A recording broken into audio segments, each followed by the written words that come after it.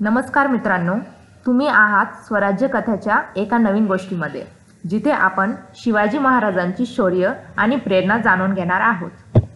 स्वराज्याची शपथ। खूप वर्षांपूर्वी महाराष्ट्राच्या मातीत एक राजा जन्माला आला, तो म्हणजे आपला लाडका शिवबा। वयाच्या 15 ते 16व्या वर्षीही तो हुशार, शूर आणि दयाळू होता। त्याला तलवारबाजी आणि घोडेस्वारी खूप आवडायची। शिवबाची आई राजमाता जिजाऊ त्यांना लहानपणापासूनच शौर्याच्या आणि न्यायाच्या गोष्टी सांगायच्या। वडील शहाजीराजे यांच्या पराक्रमाच्या कथांनी शिवबाच्या मनात स्वराज्याचे बीज पेरले। एकदा शिवबा मित्रांसोबत एका गडाखालील गावात गेले। त्यांनी पाहिले, गावातील लोक दुःखी होते, त्यांचे धान्य परक्यांकडून हिरावले जात होते। परक्यांचे सैनिक गावकऱ्यांचे धान्य जबरदस्तीने घेऊन जात होते। गरीब लोक काहीच करू शकत नव्हते। हा अन्याय पाहून शिवबाच्या मनात विचार आला, यांना स्वातंत्र्य मिळवून दिलेच पाहिजे। त्याच क्षणी शिवबाने ठरवले, मी लोकांसाठी स्वराज्य निर्माण करेन, जिथे कुणावरही अन्याय होणार नाही, सगळे सुखी राहतील। हा विचार घेऊन ते मित्रांसोबत रायरेश्वराच्या मंदिराकडे निघाले।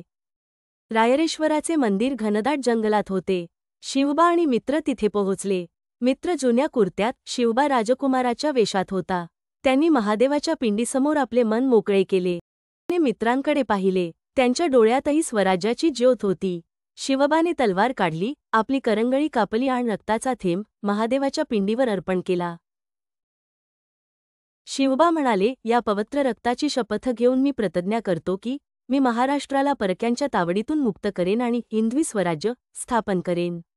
शिवबाने हिमतीने ही शपथ घेतली। शिवबाचे मित्रही लगेच पुढे आले।